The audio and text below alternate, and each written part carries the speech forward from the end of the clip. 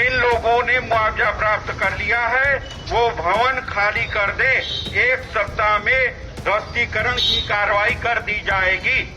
जिन लोगों ने कल की मुनादी के बाद भी अपना घर खाली नहीं किया था, उन्हें शासन प्रशासन की तरफ से दाल मंडी में आखिरी अल्टीमेटम दिया गया। अल्टीमेटम में साफ साफ कहा गया कि सड़क चौड़ी करने के लिए 181 मकानों और दुकानों का गिराया जाना बहुत जरूरी है। अभी भी वक्त है, घर खाली कर दो। तमाम जो दाल मंडी की दुकानें हैं वो पूरी तरीके से बंद रखी गई हैं। लोगों में एक तरह की नाराजगी है, गुस्सा भी है और वो चाहते हैं कि उनको यहाँ से कहीं और बसाया जाए, उनको दुकानें दी जाए। अभी हथौड़े से कार्रवाई करने का प्लान है, मगर सूत्र बता रहे हैं कि अगर लोग नहीं माने तो बुलडोजर भी उतारे जा सकते हैं ताकि नई सड़क का निर्माण जल्द शुरू हो सके। इस पूरे गली को 17.5 मीटर चौड़ा करना है और 6 से 50 मीटर इसकी लंबाई है।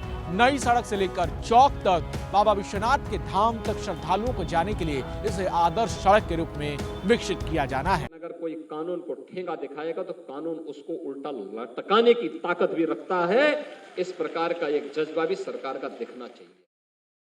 सीएम योगी ने अपराध पर लगाम लगाने की खुली छूट दे रखी है, तभी तो प्रदेश में अपराध और अपराधियों के खिलाफ जीरो टॉलरेंस की नीति दिखी है, जिसकी गवाही बागपत, औरैया, प्रतापगढ़, शाहजहांपुर, पीलीभीत से लेकर हापुड़ तक दिखाई दे रही है, जहां अपराधियों पर ताबड़तोड़ एक्शन देखने को मिला। बागपत में 25-25 हजार के इनामी कुख्यात बदमाश प्रदीप बावरिया और उसका साथी मोन्टू बावरिया पुलिस के हत्थे चढ़ गए। दोनों के खिलाफ लूट, हत्या और डकैती जैसे 21 से ज्यादा संगीन मुकदमे दर्ज हैं।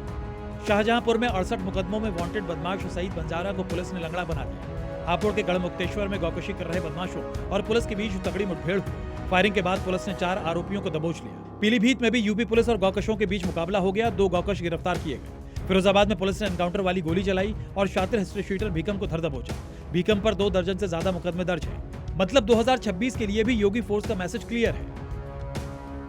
जिस जगह पर यह मस्जिद बनाई गई थी वहां मसूर बाबा की मजार है, जहां विरोध के बाद भी 1 साल पहले ही मस्जिद का अवैध निर्माण कराया गया, जिसे न गिराए जाने पर हिंदू संगठनों ने पंचायत कर प्रशासन को 3 दिन का अल्टीमेटम देते हुए साफ कर दिया कि अगर कार्रवाई नहीं हुई तो वो खुद इसे तोड़ देंगे, जिसके बाद दोनों पक्षों से बात करके अवैध मस्जिद का हिस्सा गिरा दिया गया। सही तौर पर जो है वो इंसाफ नहीं किया जा रहा है या ऐसे लोगों के ऊपर कोई सख्त कार्रवाई नहीं की जा रही है, तो इससे अमन और अमान जो है वो खतरे में नजर आ रहा है।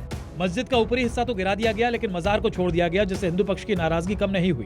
प्रशासन से मांग है कि उसे जो मजार वहां बनी है उसे भी हटाया जाए। अगर नहीं हटाया गया तो हम लोग आंदोलन करने के लिए बाध्य होंगे। इलाके में तनाव को देखते हुए पुलिस ने फिलहाल फोर्स को वहां तैनात रखा है।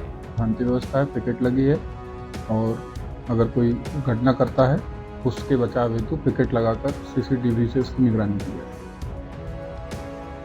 दिग्विजय सिंह ने संघ के संगठन की तारीफ की तो उस पर कांग्रेस के भीतर शुरू हुआ विवाद थमने का नाम नहीं ले रहा। दिग्विजय सिंह ने कांग्रेसी नेताओं को संघ से सीखने की सलाह दी तो कुछ ने इसका समर्थन किया, जबकि कुछ विरोध में उतर आए, जिसमें एक मणिकम टैगोर भी है, जिन्होंने संघ को नफरत फैलाने वाला संगठन बताते हुए उसकी तुलना अलकायदा से कर दी। और संस्था और उनके नेता लगातार पराजय पराजय पराजय पिछड़ते पिछड़ते पिछड़ते जाएं तो उनका फ्रस्ट्रेशन बोलता है। इंद्रेश कुमार ने हाल ही में दिए दिग्विजय सिंह के बयान की तरफ इशारा करते हुए ये भी कहा कि कई बार सियासी नेताओं ने आरएसएस के अनुशासन, देशभक्ति और राष्ट्र संघ में उनके योगदान की प्रशंसा की है, जिस पर कांग्रेस के भीतर उथल-पुथल मची है। गाजियाबाद के शालीमार गार्डन में आयोजन रखा गया था, जिसमें पहले मंत्रोच्चार के साथ शस्त्रों की पूजा हुई, फिर कट्टरता के खिलाफ इस्तेमाल होने वाला सनातनी शस्त्र हिंदुओं को सौंपा गया। सनातनियों के हाथ में चमचमाती तलवार सौंपने के पीछे 2 वजह। पहला, इससे हिंदू अपनी और परिवार की रक्षा करेंगे। दूसरा, कट्टरता के खिलाफ सनातनी संस्कृति को बचाया जा सकेगा। बांग्लादेश में हिंदुओं के साथ जिस तरह की क्रूरता हो रही है, उसे देखकर हिंदू रक्षा दल के कार्यकर्ताओं को खून खौला हुआ है। अभी 250 लोगों को तलवारें दी गई। भविष्य में घर घर आसपास के इलाकों में घर जाकर तलवार बांटने की योजना है। वैसे तो सरकार को हर हिंदू को लाइसेंस देना चाहिए, लेकिन वो लाइसेंस नहीं दे पा रहे हैं, पता नहीं क्या कारण है। लेकिन हम लोग अपने परिवारों को तलवार से तो ताकतवर बना ही सकते हैं।